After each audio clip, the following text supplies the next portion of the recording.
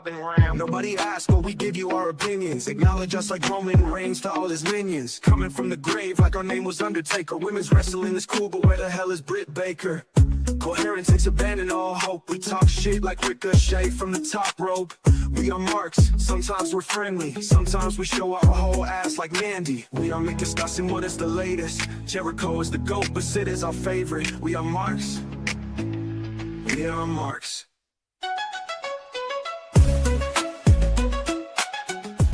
Welcome everybody to the #1 show that I am on Spotify. Welcome to the We Are Marks podcast.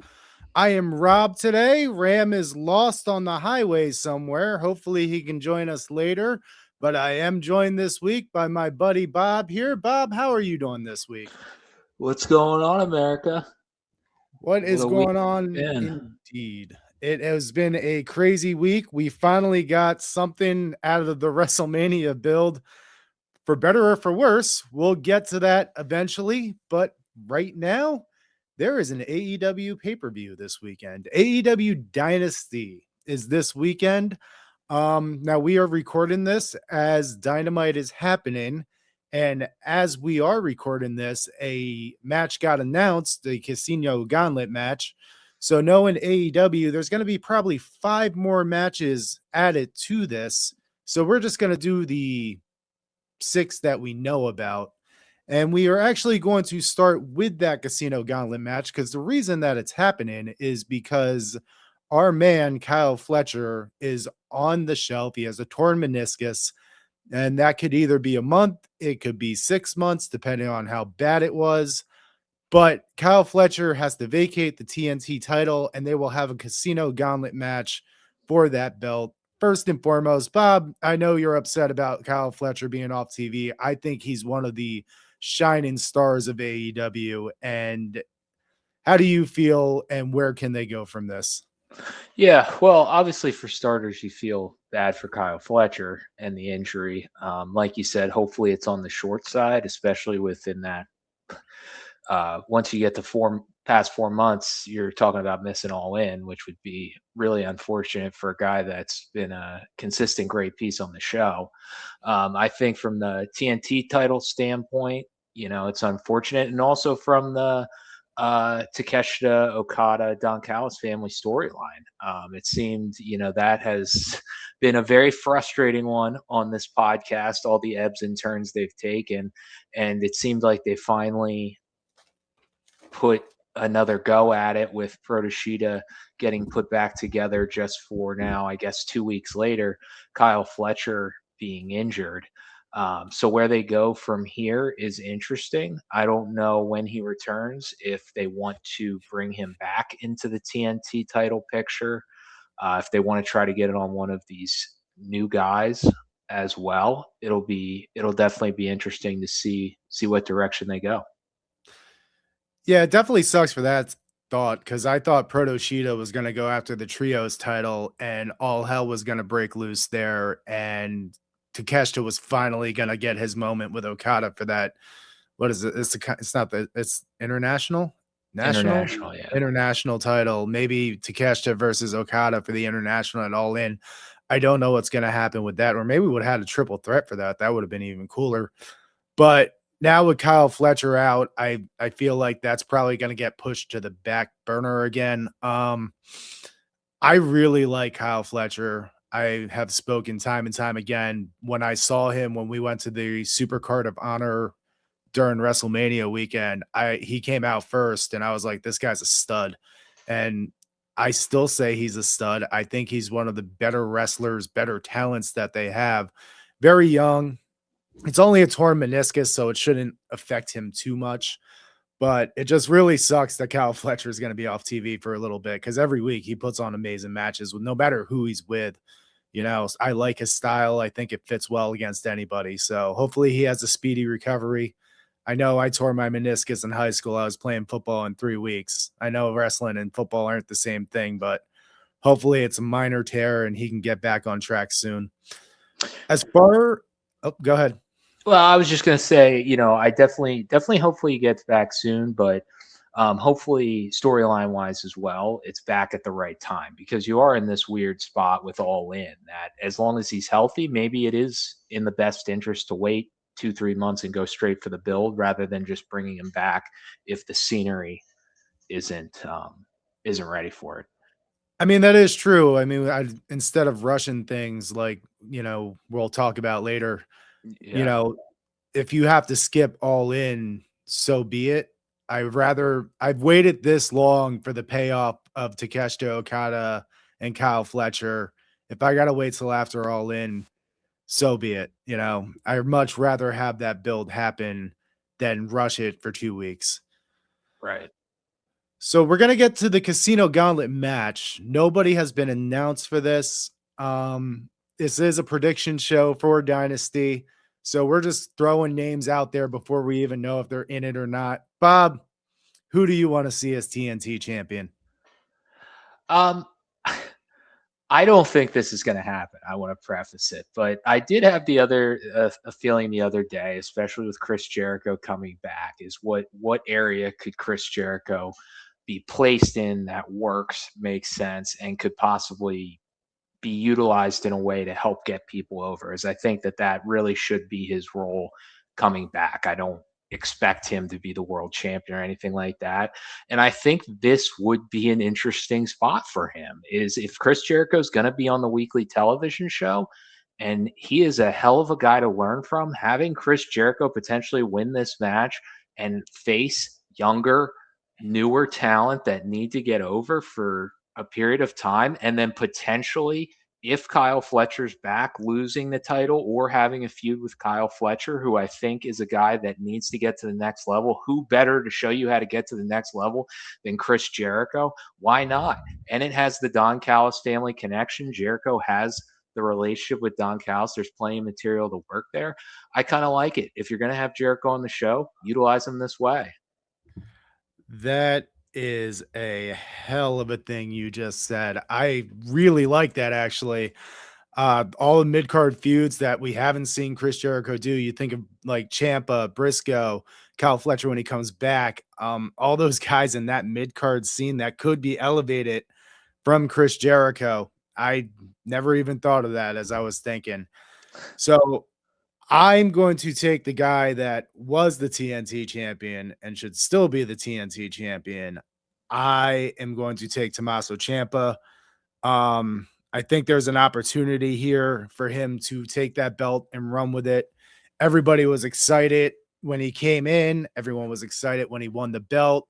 And then sure enough, he lost the belt and he's been on Collision this whole time. And I think if you give Ciampa the belt, I think it'd be a good idea to have him back on Dynamite, and he could feud with these guys because Ciampa's a good worker. He could have good matches with just about anybody. I would like to see Tommaso Ciampa win it, but knowing them, they're going to go with Mark Briscoe. So, but I'm taking Tommaso Ciampa just because, hey, it's wide open right now.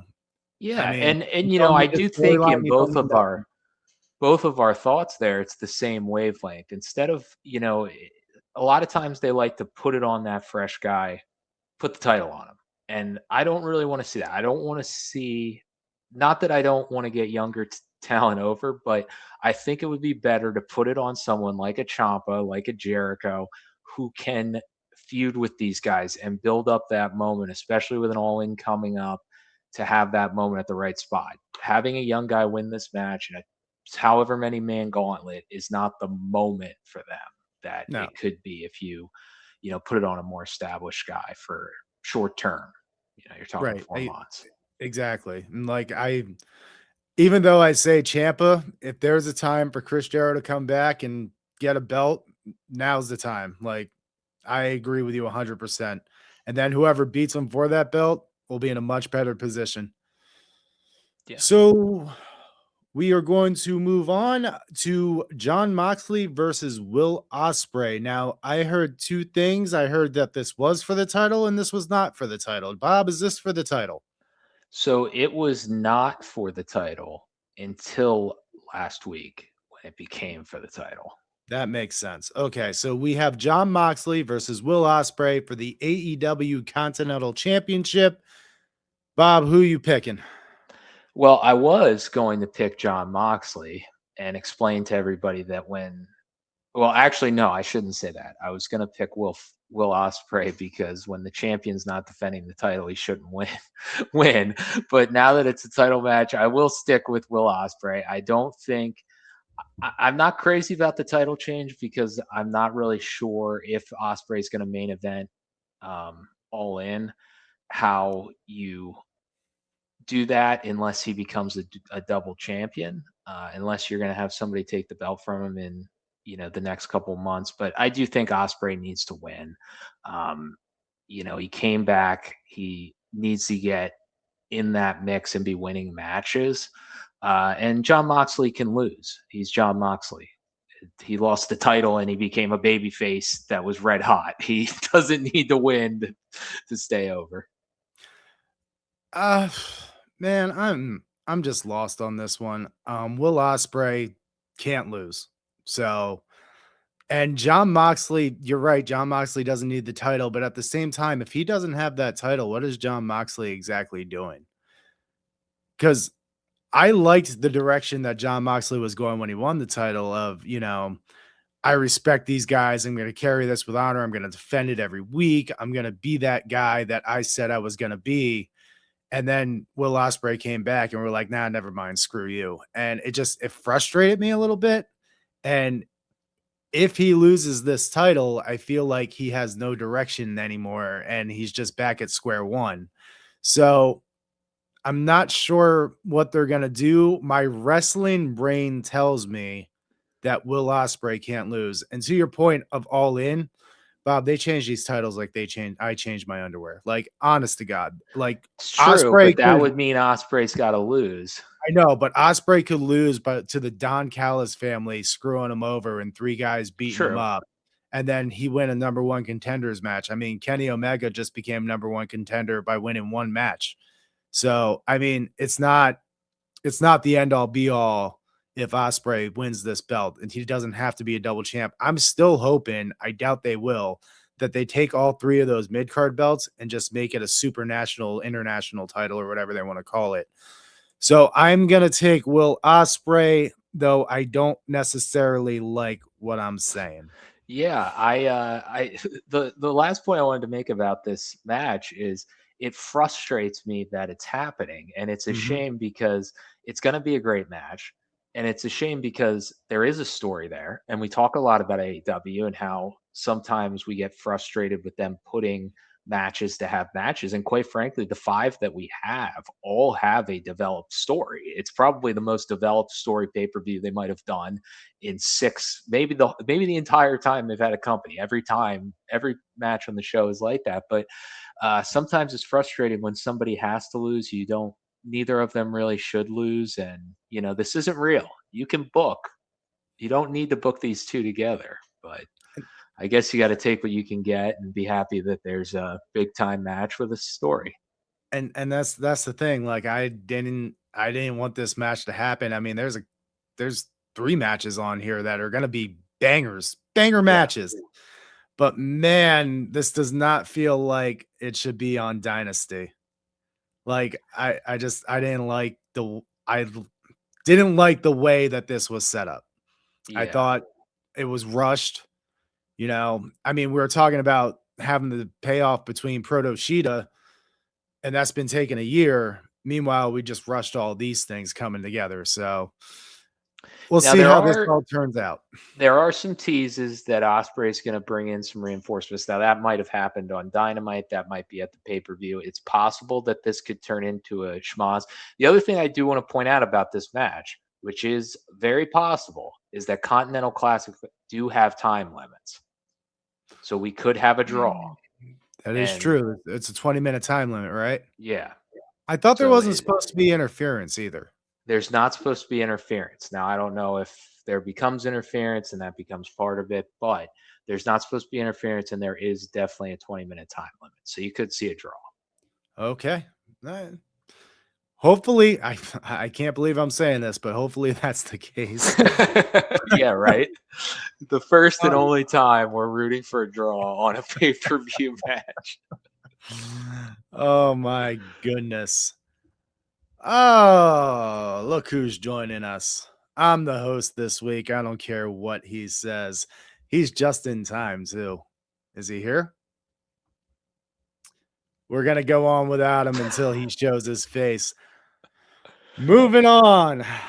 Our favorite person in the world is about to get a title shot. Andre El Idolo versus Darby Allin. If Darby Allin wins, he will get a future AEW World Championship match.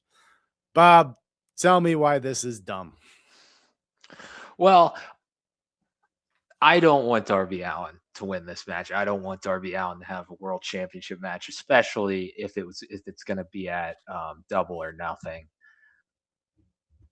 pay-per-view. I do not want to see that. That said, I will give them credit. As much as the matches have been a mess, Darby Allin has been winning. So I do understand storyline-wise why he would be in this position. I think Darby will win. I do think it would be a better story if Andrade won, because Andrade does not get a title match if he wins, and he wants a title match, and he's being paid money for, the whole Don Callis is getting this money from Max to prevent Darby. I think it would be a good babyface moment if Andrade wins this match, doesn't get the title shot, and that's when he splits from the Don Callis family. I would like to welcome the Podfather to the cast. Welcome to my show this week. How are you doing today? What's going on, Mark? Sorry for the delay. I got kids, and I agreed to do something, and we were out a little later than expected. But here I am. The Podfather is here just in time to talk about Darby Allin. What a beautiful way to introduce myself to the podcast this week. Let's just go ahead and say it. I watched Darby Allin this week come out there on AEW Dynamite, and the way he's being booked, the way he's being presented, you would think he was the most over baby face in the company, and not a single soul gave a fuck. And neither do I, and neither do you. And yet for some reason, they're putting him in this position where he's going to be the number one contender for the AEW title. Is there another pay-per-view between Dynasty and All In? Double or Nothing. Thank God, because my biggest fear here was Darby Allin's going to win this match and he's going to main event All In against MJF. I was like so scared that was going to be the result. So thank God for Double or Nothing, because Lord help me if Darby Allin is main eventing a pay-per-view. Guys, they said a future world title shot. I have said for the last 2 weeks, Darby Allin is going to win that title at All In at Wembley Stadium. I know Bob says Will Ospreay's the guy. The way he is being booked, Darby Allin is going to use Sting's help to win that title at All In. There could not be a worse, less like invigorating to the company payoff to this Darby Allin shit than to have him win the title at your biggest pay-per-view of the year. I could see Darby Allin winning a championship 10 years into his career at a meaningless pay-per-view like He Who Now Shall Not Be Named did a long time ago, where he just got his one world title shot and he won it 10 years into his career. Go ahead. How long has Chris Benoit in the business before he won a world title? Oh, yeah, but he won it at WrestleMania. That was at WrestleMania 20, man. That's totally fine. Totally fine. How long was it? Okay. Yeah, you're right. I mean, technically, Darby Allin's been doing this for 15 years. Darby Allin's that old? Yeah. Dude acts like a 12-year-old boy. There is no appeal to literally the AEW crowd at this point is telling you, this isn't just me and you and Bob. This isn't just adults. This is everybody. Nobody gives a shit about this tiny little emo boy. It is not working in the company. And the fact that they would even consider putting him in a world title opportunity at this point, like 4 years ago, sure, maybe give him a title opportunity. Don't put the title on him, but give him an opportunity. But here we are 4 years later, and now the biggest Darby Allin fans aren't reacting to him. The biggest Darby Allin fans don't give a shit. And you're going to put him in this situation now? That's crazy. And to do it at the expense of Andrade, who is over and does seem like a guy that could be a star. Guys, He gets the reaction that it seems like they hear when Darby Allin comes out. Andrade gets that reaction. guys, I'm telling you, I know Ram's flipping out about it. I'm internally flipping out about it, but the way he's being booked, he's main event in Dynamite every week. The way the man is being booked, he's going to be the champion at All In. And it sucks. And like, I wish, and here's what sucks. All In last year was beautiful. It was the best show of the year, hands down, no matter what company, right? And if that's the case of what's going in at All In this year, I don't even care. Yeah, it's tough. And you know, with this Kyle Fletcher injury too. I mean, we're talking about the possibility that Darby Allin's in the main event. We don't even get Kyle Fletcher, who should be the kind of guy you're putting in that situation. Right. Instead it's it's Darby Allin. Yeah, there's better options. And like I said, like you just said, he's main eventing Dynamites. He is main eventing Dynamites, and still the crowd isn't reacting to him anymore. They're not reacting anymore. Who will get a pop, and you know what will make them go, hey, look, Darby Allin's over? Sting. I'm telling you guys, I have this weird feeling Sting's coming at Wembley, and he's going to help Darby Allin win that belt. He should be the champion then. Put the belt on Sting. By the way, Ram, perfect segue. Who's winning the TNT championship? Rapid fire. What's the match? Gauntlet. Nobody knows who's in it. Speedball Mike Bailey. Ooh. And Ospreay versus John Moxley. Mox. All right, you're all caught up. We're only 3 matches in. We've only been doing this for 20 minutes. There's only 6 matches, Ram. Oh, thank God. Which means, like I said, there's going to be 5 matches added tonight. We are on Thekla versus Jamie Hayter, AEW Women's Championship. Go ahead, Bob. I think Tekla will win. It's a little bit of a weird match because they're doing all this stuff with the Brawling Birds. So to have Hayter and Windsor in singles matches. I know Windsor's is on the pre-show, but kind of took me by surprise. I guess they're still trying to juggle who Tekla should have a feud with now that Tony Storm's gone, and they don't really seem to know how to pick up the pieces in the women's division. But yeah, Tekla wins. Hopefully, maybe the doctor will show up and after the match, and we're gonna beat that drum till it happens. Yeah. I gotta go with Tekla. I see absolutely no reason. Number one, like Bob just alluded to, I see absolutely no reason to not have these two in the tag title situation. I don't know. I don't really understand why Jamie Hayter's in this position, other than, like Bob said again, because they didn't know what to do when Tony Storm got hurt, which is just goes back to something we as a podcast have harped on for months about the lack of development in the women's division, specifically in AEW, that they don't have anybody. They don't have anybody they can put in that position right now. So it was just like, let's have Jamie Hayter get a pin in a 6-way tag match and make that the reason she's the number 1 contender, which is a stupid reason. It is. Jamie Hayter wins. Mercedes Monet comes out. She beats Jamie Hayter at Double or Nothing, and it's going to be Alex Windsor versus Mercedes Monet at All In. So Alex Windsor's winning the wait. I don't know who's going to. Jamie Hayter's winning this match. Yep. Then losing it to Windsor, and then Mercedes. Then losing it to Monet, and Alex Windsor is going to All In. So I don't know if you guys know this or not, but one of the titles that Mercedes Monet did have, it was a rivalry with Alex Windsor, and she actually beat her for that belt, which I forget which one it is, the barbecue or whatever it was. But Alex Windsor beat her for that title. So I think they're going to have that into a storyline. I think it's going to be Monet versus Alex Windsor at All In. Well, she's out of belts now.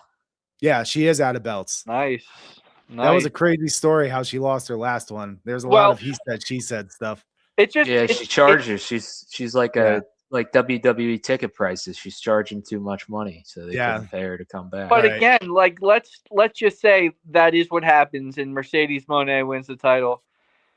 We're still in a situation where she has nobody to go up against. So there's no compelling person that's going to make me believe they're going to beat Mercedes Moné for the AEW belt once she wins it. I assume she's going to have it for a while. I don't see anybody they can even put in that position that would be believable. Well, Sheeta was on Collision, wrestling Willow, so I don't know why her return was on Collision somewhat unannounced. I was not aware she was going to be on the show. So maybe Sheeta will either beat Willow or maybe she could challenge for the title. The only person that I could see challenging Moné, and they'd have to build her up a little bit more, is Willow right now. And that's a stretch too. Willow's great, so that's a stretch. We need to get her on TV more. No, but again, as much as I love Willow, I would not believe for a second she was going to beat Mercedes for the world title. So right. So I don't know. It, like we've been saying, it's Tony, Mercedes, and everyone else, and that's the problem. Yeah, I mean, I think maybe at this point Tekla's kind of in a tier of her own.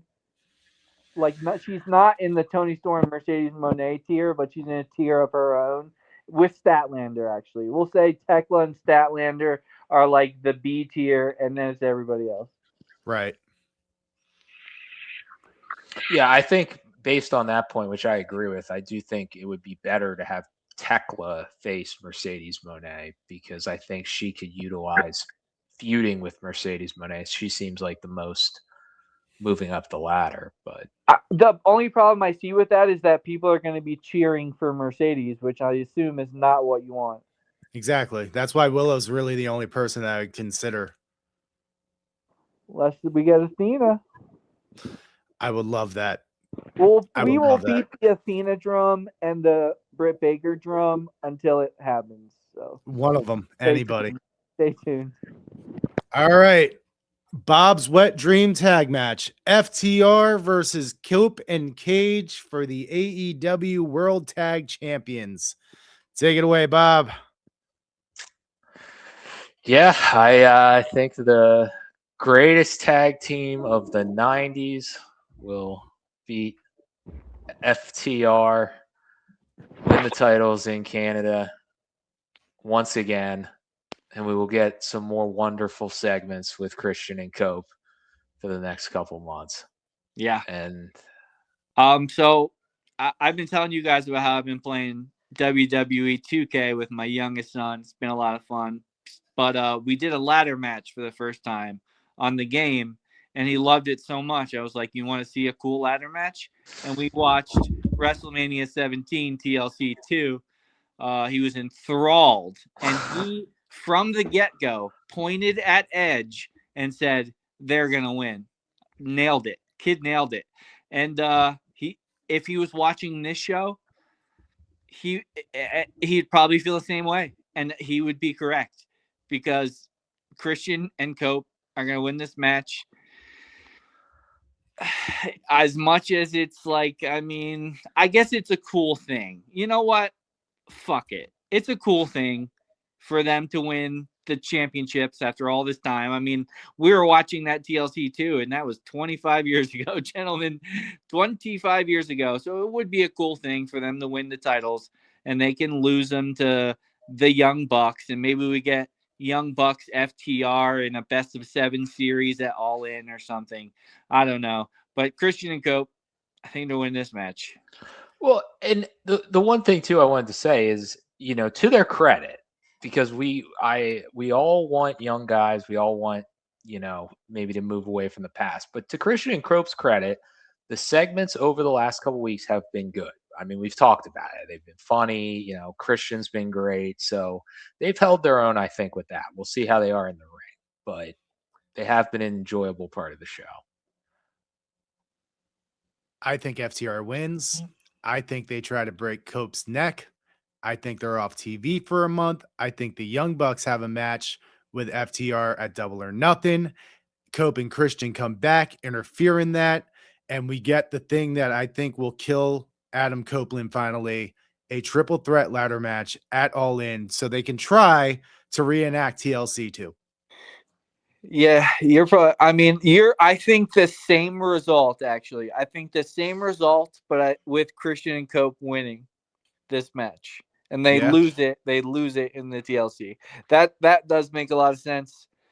And, it gives them a little run with the titles one last time because they're old as dirt at this point.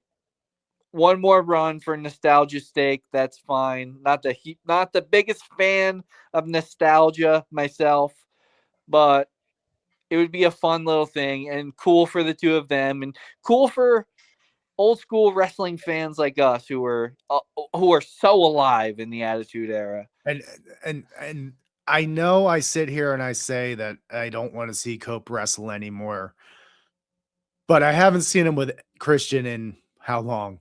How long has it been? It's been forever. Yeah. So like just watching this match on Sunday night, I will smile just to see him one more time. Yeah, sure. It'd be cool. And then the ladder match at All In will probably be the end of Adam Copeland. Okay. The AEW World title is on the line with heel Kenny Omega versus heel MJF. Who you guys got? I said it last week. I do think there's a chance Kenny could win the match. I don't think it's necessarily 100%. I know Ramen felt that way, but I just don't see a good reason to take the title off of Max. I have been really high on the second reign. I think it's been good. I think the ratings and all that stuff, we don't really talk about it, but it seems like everything's good. I don't really see the need to shuffle the deck when everything seems to be going in that direction. I don't think they will. And I think MJF beats the hometown star to keep the heat on the rise. Is there anybody worse on commentary than Kenny Omega? God damn it, that shit's dreadful. 100% certified Podfather guarantee MJF wins this match. Yeah, I didn't like the whole Kenny Omega #1 contender. I don't even know what his storyline is because he used his power to get this, but he's still a face. And Kenny Omega is an anime character. He talks like an anime character, like a bad English dubbed over anime character. And I understand his appeal to people when he speaks. I get into a lot of arguments on social media. Follow us on social media. We are Marks. But I just don't get it because I'm not an anime guy, I guess. But go ahead. You can finish. Go ahead. I do not see him beating MJF for any good reason. I think the only real payoff for whatever this Kenny Omega situation is that we really get behind the idea that he could die in the ring at any moment. And he gets extremely desperate to win the AEW World title and he turns heel. That is the only possible payoff to whatever's happening right now that I can get behind. I mean, he could just keep using his EVP status and saying, I'm still the #1 contender over and over again. I mean, he totally could. He totally could. But he is as good of a wrestler as he is. And even Bob has said this, which made me go, I'm so right about this. But Kenny Omega, when he talks, is just like he's basically a 4.5 student in wrestling. And my man is like a 1.3 GPA student on the mic. Like he would not graduate from promo school. So, and I mean, he came from New Japan. New Japan really doesn't do promos. New Japan's all about the wrestling and stuff like that, which is weird because the Bullet Club's from there as well. So I just, man, like the more he talks and the more he's on TV, the more I'm like, man, I don't resonate with you. And maybe people do, and that's fine. I mean, he's just not my cup of tea on the mic. I'll watch him in the ring any day, though. Yeah, I mean, I do think that the And again, I wasn't watching him back in the day, but just the reputation that he has, I think, is a little overbloated. But he is great. He's absolutely great. I'm not denying that. But, Kenny Omega had a great match with an inflatable doll. Yeah, I've That's seen all the I need to video. tell you. I've seen that clip. All I need to tell you. He's not that guy anymore. That's for sure. Not to say his matches aren't great. Again, I don't want to offend anybody, Bob specifically. Not that his matches aren't great, but the idea that he's the best in the world, I never really got behind that. That's fair. I think he's no better than AJ Styles.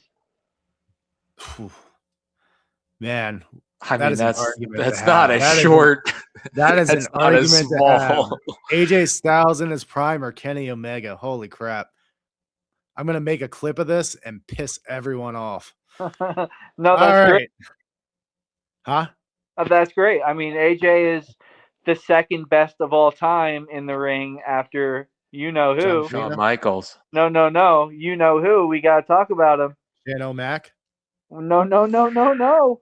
Come on. Did you guys already talk about the GOAT coming back? No, we did not talk about that yet. So we got to talk about him. That is the end of you're burying the lead of the host, you son of a bitch. That is the end of our AEW Dynasty. We'll see if our predictions come through. Now, on to the main course of the evening. Guys, we finally figured out who was on the phone. And it turned out to be a 50-year-old man, balding in sunglasses. Pat McAfee was the voice in Randy Orton's head. Pat McAfee is the one who's going to lead Randy Orton to a victory at WrestleMania. And Pat McAfee's biggest problem is that there are good wrestlers having 45-minute matches, and that's what's ruining wrestling. I do want to point out real quick, Pat McAfee's 38. Pat McAfee's not 38. Yeah, that sounds right. Why do I always think everyone's 50? Hold on, I got to look this up. I can't imagine he's much older than 40. 38 sounds about right. Holy crap, he's only 40. He's only 38. He's a year older than me. Dating yourself. He's from Pennsylvania too. How about that? Yeah, anyway, okay, so 40-year-old Pat McAfee is leading Randy Orton to a WrestleMania victory. Guys, we talk about bad reveals. I'm making a YouTube video about it now. How high is this up here, and what do we think about all of this nonsense? Well, I think that, there's part of me that says you kind of have to see the finished product with it. But it doesn't make sense right now as it stands. It doesn't make sense what they've done the last couple weeks. It doesn't make sense that Randy Orton said there's more than one royal family. Pat McAfee does not come from a royal wrestling family whatsoever. It doesn't make sense that the 14-time world champion needed an ex-punter, ex-WWE commentator to give him a call to be motivated to win the championship again in the main event of WrestleMania. It doesn't make sense at all. No, it does not make a lick of sense. I mean, when we got the reveal that it was Pat McAfee, it again, like, I had the feeling like this had to have not been the plan. This had to have been a very last second decision to switch it to Pat McAfee because we didn't get the response we were hoping for on Vince McMahon, or the new shit came out about Vince McMahon or whatever. That's what it feels like to me, because there is no fucking way they have been planting seeds for it to be Pat McAfee. There is no allusion to the fact that it could be Pat McAfee. All the seeds that were planted, the Easter eggs that were planted, were for somebody specifically from a wrestling family that is not Pat McAfee. This was a last second change.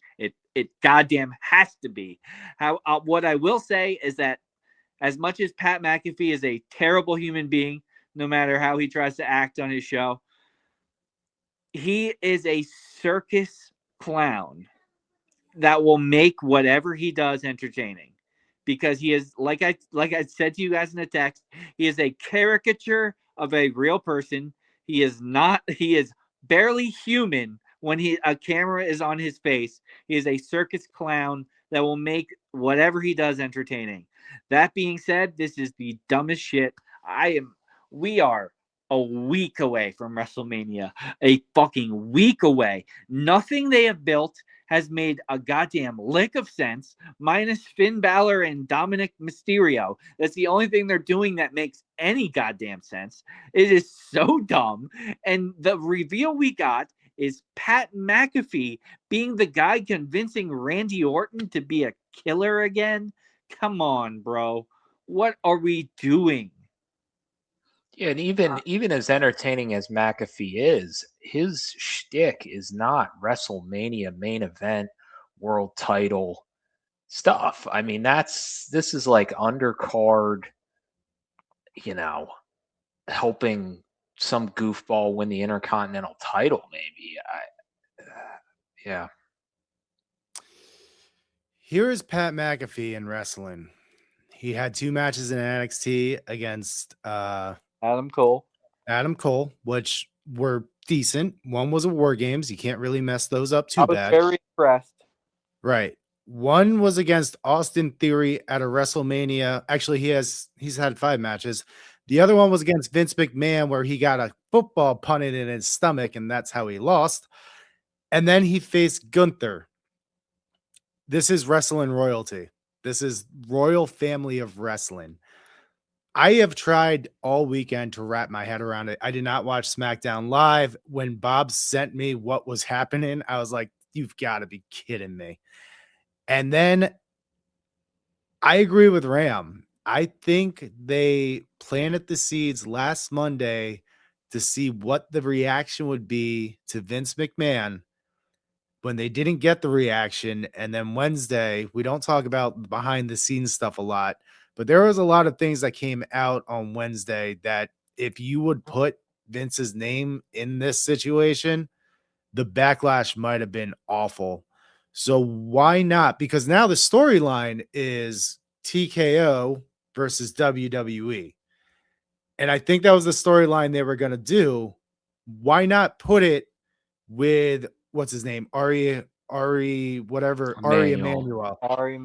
Why not put it with Ari Emanuel's guy that can be a TKO guy against WWE?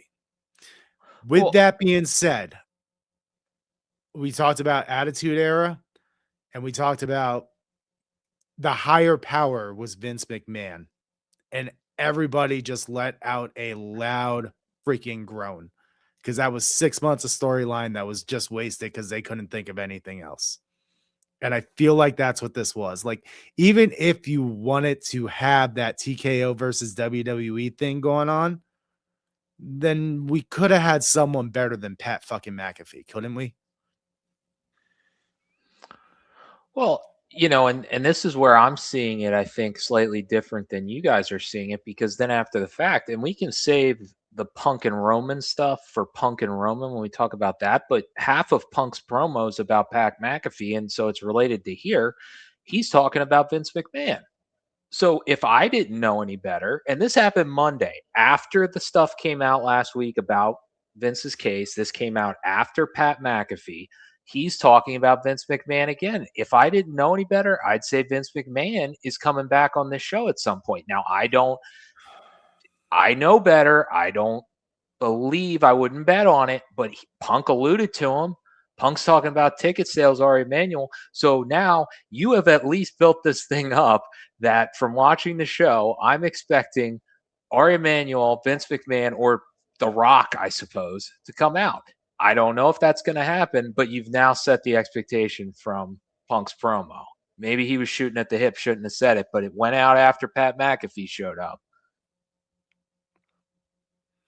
Yeah, I just, Man, and WWE And it's has always 2 had weeks the in a thing. row. 2 weeks in a row they've talked about Vince McMahon, by the way. And WWE has always said if they're not in jail, then they're usable. So, like, but honestly, like that was always been their thing, right? Well, no, because Odyssey Jones ain't back. Well, Odyssey Jones is not Vince McMahon. Oh, that was a joke. But yeah, man. I don't know. I don't want to see Vince McMahon personally. However, let's just say hypothetically we would have found out it was Vince McMahon.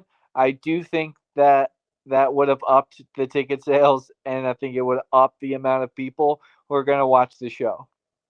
Yeah, and to be clear, I'm not trying to make the case he should be back. I'm just saying, if I didn't know any better, you're alluding to him now twice. I would think there would be a payoff from alluding to him multiple times. And again, if we want a TKO, The Rock is there. The Rock wants a match against Cody Rhodes. You could have set that up. Like, it would have been better than Pat McAfee. You can laugh all you want.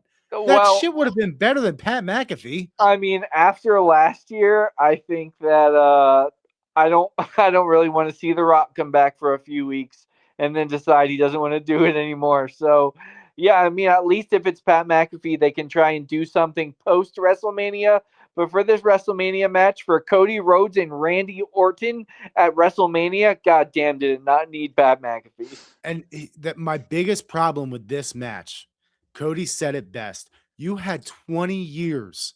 All you had to do was bring up the fact that Cody Rhodes took everything that Randy Orton taught him and became a star, and Randy Orton was left in the dust and he's pissed off about it. And he may have taught him everything that he knows, but Randy didn't teach him everything Randy knows. It is right freaking there. And why couldn't we do it? Yeah. It also seems important to point out that Randy Orton did not wrestle one match during the Attitude Era. So I don't know what the Attitude Era has to do with what's going on now, but he was not an Attitude Era guy. No, and the sad part is everyone said that was scripted for him. He didn't bring that up. That was all scripted for him. And I'm just like, who thought of this shit? Where's the Road Dogg? We need Road Dogg back. That's a joke. Cut that. Apparently we do. Apparently we do. But like who wrote that? The problem with wrestling is 5'5" guys having 45-minute Iron Man matches. You know, last Iron Man match that happened in WWE, Seth Rollins versus Dolph Ziggler.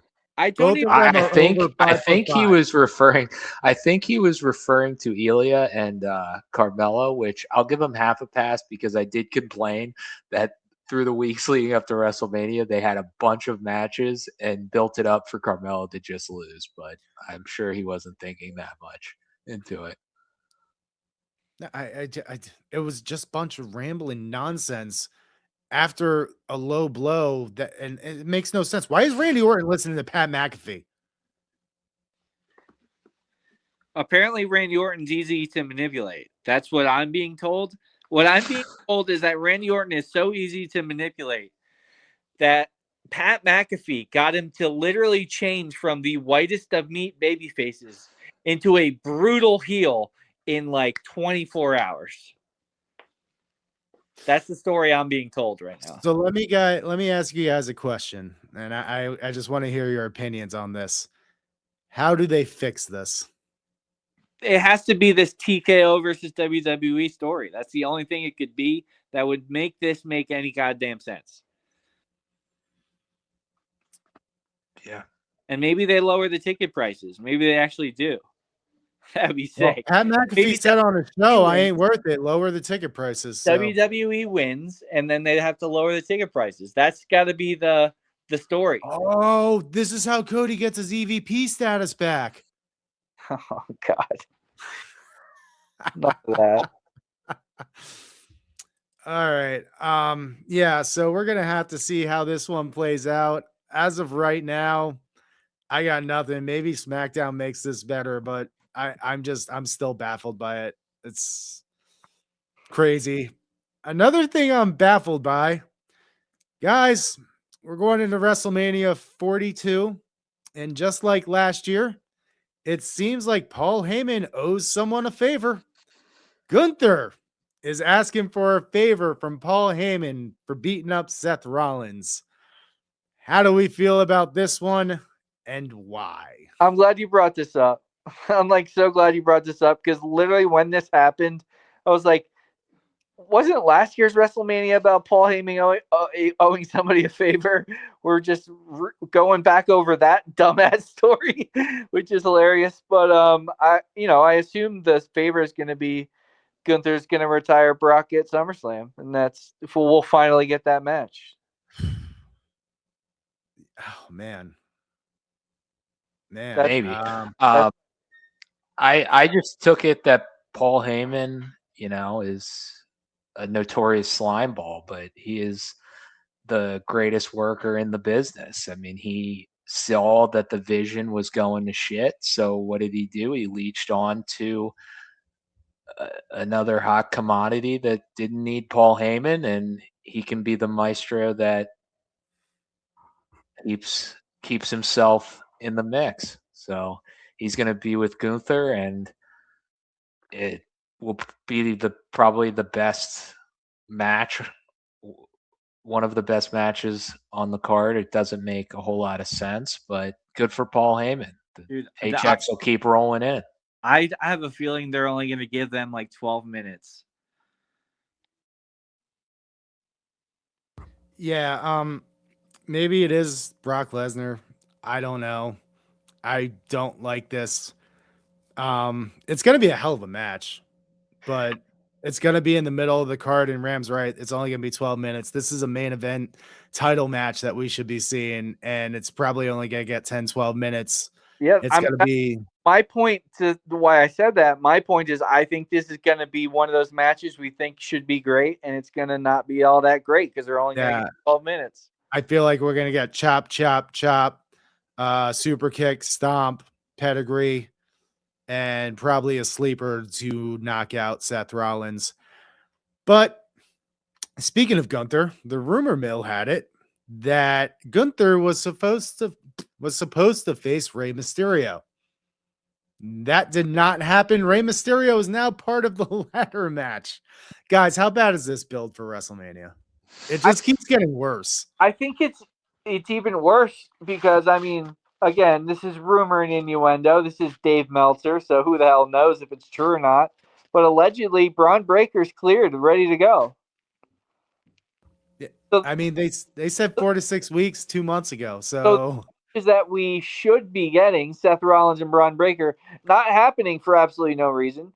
And the Gunther Rey Mysterio that we thought they were building to absolutely could have happened, but we're not doing it for some reason. And we're doing the Seth Rollins Gunther thing. And it seems to me like it's only because Gunther's going to get a favor from Paul Heyman.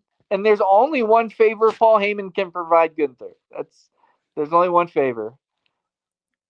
Give him all that ECW merch? It ain't that.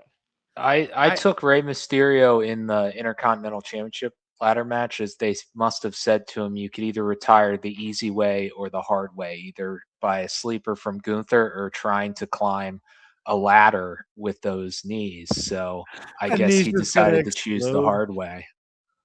He's going to pull like South Park when Kyle decided to play basketball. Those knees are just going to pop out. I just, man, there have been 3 matches that have been built good, and none of them are for a title. You have Oba Brock, you have Dom and Finn, and then you have Jacob Fatu and Drew McIntyre, which I think should have been for the title personally. But I mean, that build has been decent, and they ain't even on TV. They're doing vignettes. Like, I don't understand. We are 2 weeks away from WrestleMania, and I am so baffled and really couldn't care less about 2 nights. I'll give them credit for Stephanie and Liv. I think it's been well booked. It's just the Liv dynamic makes it tough when Stephanie's supposed to be the babyface and people want to cheer Liv. So I think it was more, they just can't overcome that. Yeah. Yeah, go ahead, because I think I agree. I don't see my problem with Stephanie Vickers.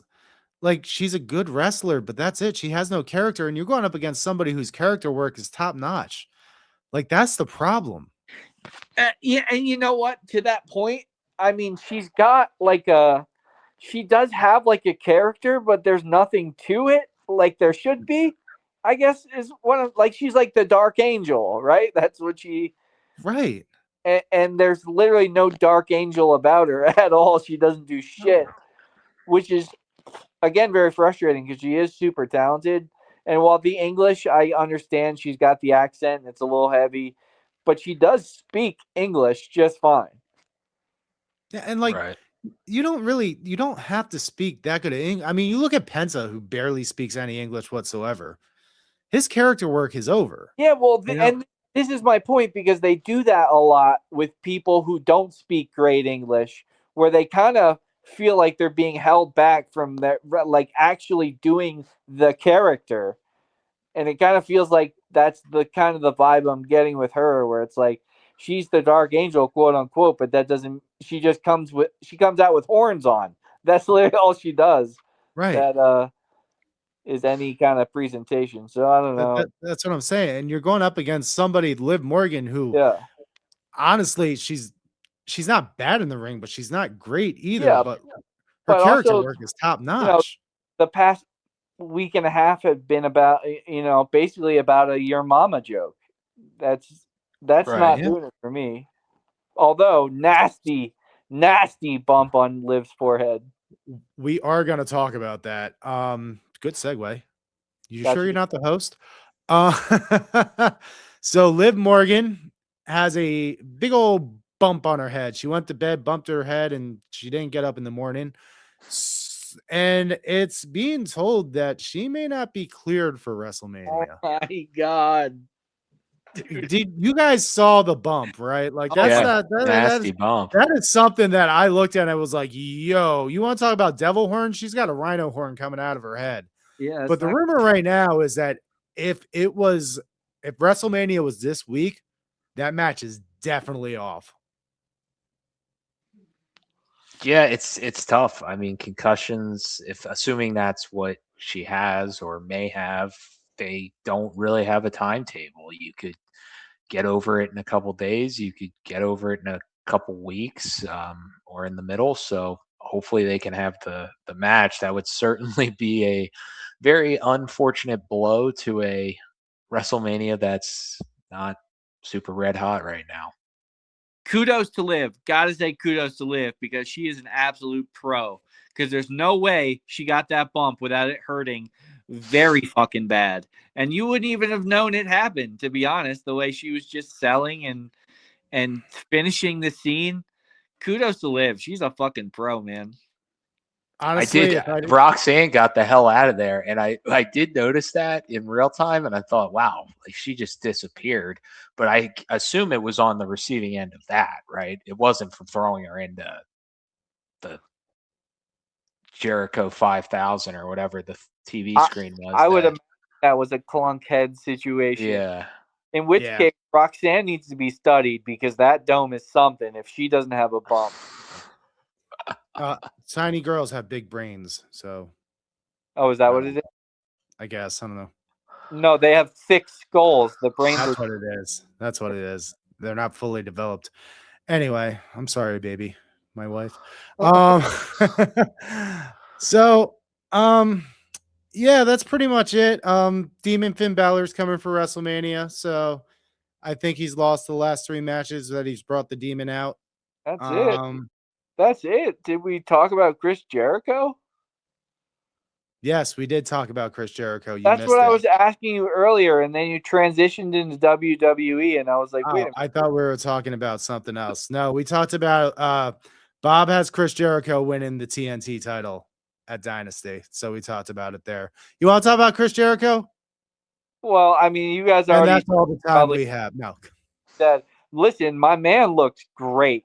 He looked fantastic, like $1 million, like young man Jericho in an old man's body. His body looked a lot better, but he has this David Spade face going on right now, and it kind of bothered me. No, that's fine. Listen, it's in the theme song. He's the greatest of all time. And I do wish he would have came back to WWE because I think, especially at this point in his career, it's a better fit. Nevertheless, I'm thrilled to see Chris Jericho. So, I mean, for the people who have stuck around this episode long enough, Ram, we want to hear your thoughts. Chris Jericho winning the TNT title and having feuds with a bunch of up and coming guys and building them up to the next level. How do you feel about that? That sounds great. Yeah.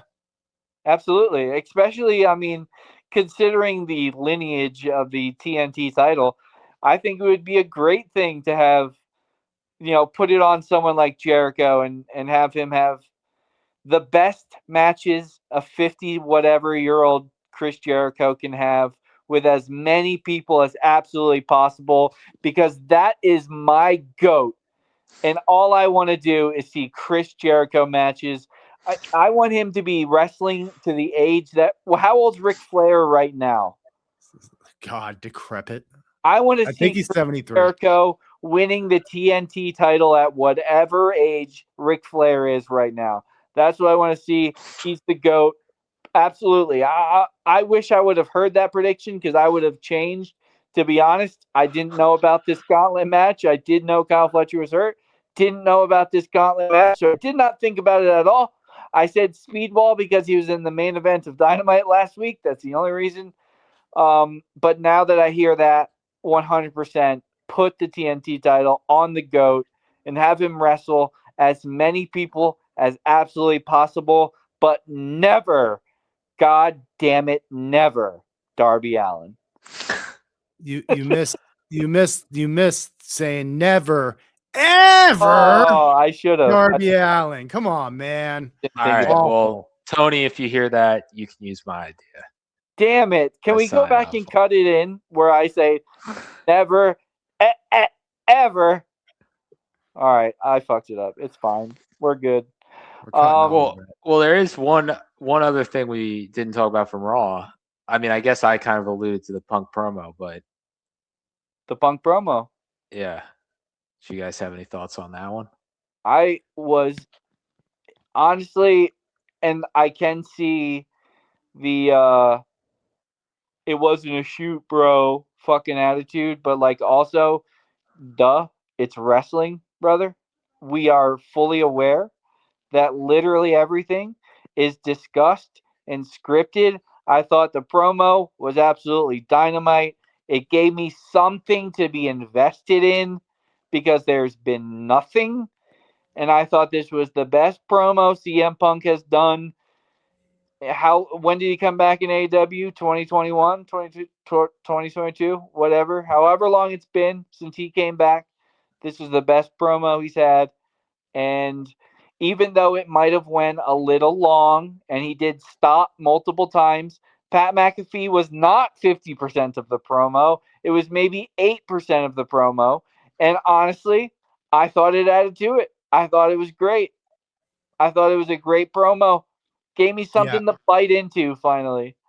Yeah, honestly, I mean, we've been talking about somebody throw a pie during this whole thing, and finally we got it. I don't care if it was not off the cuff and they didn't tell him to go out there and just say whatever he wanted. I don't care if it was scripted or not. I was intrigued. I got excited. I sat there. He ripped apart everybody, but the most important thing is he basically said Roman Reigns literally does not care about you, and honestly, the promo was what it should have been. If Roman Reigns ain't on TV, give me a Punk promo like that. Because guess what? That felt more like CM Punk than anything he's done since he's been back. Yeah. I just hope next week, all I want to see, my wish, I just want to see Roman 2 minutes just say, you say you're the champion calls the shots. Come Monday, I'm going to be the champion, and solidify that he wants to win this championship and that he's interested in winning this championship. All the points that everyone said about how he's not interested is 100% valid, but just say it, have the promo, tell Punk his time is up, and show that this is more than a pissing contest. This is about the championship. Well, I mean, at this point, Bob, I understand why you say that, but at this point, it would be the most hollow statement ever because I am being shown a man who not only doesn't care about the championship, doesn't give a goddamn fuck about wrestling. He does not care about wrestling. The only thing he cares about is that CM Punk's not the champion anymore. And why is that? Why is that? Because you don't care about the business, you don't care about the fans, you don't care about being a professional wrestler. You're just getting a big old check to do it. And I that's the agree. thing. I do think the way that they could make it work is the fact that Punk did kick his ass. That you could spin it in a way that Roman says that woke him up, that changed his thought process. Now the problem is he wasn't on the show on Monday, so he didn't come back right after it. But if Roman comes back and says, whatever, Punk knocks some sense into me, it's about the championship, it's about ending Punk's reign on top, I think there's a way to make that work. But here's the thing. It is about ending Punk's reign on top. He doesn't care about anything else. And that's the problem. Like, how am I supposed to be invested in a story where I only want one person to win? Because Roman has told us flat out, I'm the challenger, but if I win, I'm not going to be on TV. I'm not going to be here. I don't want to be here. He has said that time and time again. Right. Well, who's the heel in this? Well, Roman. 100%. Right. 100%. Right. So why do I like... Well, I mean, it is wrestling, and that is the idea. They do want us to cheer for one and not cheer for the other. So that is the idea. So, if Roman does happen to win the championship at WrestleMania, he's instantly a guy we want to see lose to a babyface. Well, to some people, I mean, that now you could say this about every wrestler, but to Punk's point about how Roman can't feed him bullshit. Well, it's funny because Punk, I think, was alluding to the fans and then realized that he was going to get booed when he said it. But he ended up saying some people will believe everything he said. I think they're trying to create a Lakers Celtics dynamic of both being baby faces to some people, but I can't think of one good reason Roman Reigns should win at WrestleMania the way this has been built. Because he's Roman Reigns. I mean, again, I get into arguments all the time. Oh, he carried the company for so long. I do not care. And again, he didn't carry the company for so long. That's what I was going to say. He wasn't there half the time then either. Maybe for 18 months. Right. But that was only because he was the only one being booked in an actual story. Right. And he wasn't even there half the time. It was Paul Heyman and the rest. Yeah. So and when things got really hot, there was other characters. I mean, Sami Zayn played a huge part of that taking it to another level. But it was and the Cody bloodline Rhodes. because he wasn't there half the time. Right. No, I'm in agreement with you. Saying that Roman Reigns carried the company is like saying Triple H was the key to the Attitude Era because he was the champion all the time. That's not how it works. There was a lot of other characters that took the company with Roman to that level that they got. Absolutely. Yeah. So he didn't carry the company fucking ever. No, he did not. All right, guys. Anything else? Yeah, no, I think we're good. All right. Well, we're going to wrap it up here. Dynasty is this week. We are a week and a half away from WrestleMania Saturday. Hopefully, we get some more clearance on the Pat McAfee fiasco and all that stuff. We'll be back next week, wrapping up Dynasty and giving our predictions for WrestleMania weekend. Until next time, enjoy your wrestling. Bob brought the